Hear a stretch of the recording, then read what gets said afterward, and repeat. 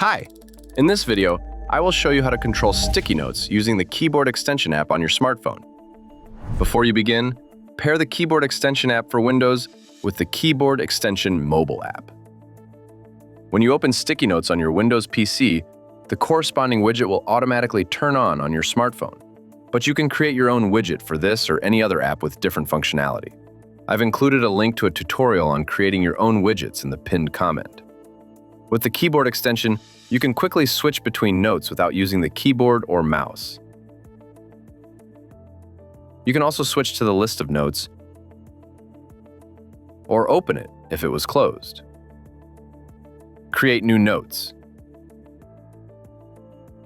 Delete them, or simply close them.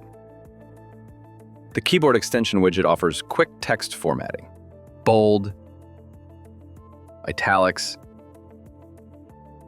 underline, bulleted lists, and strike through.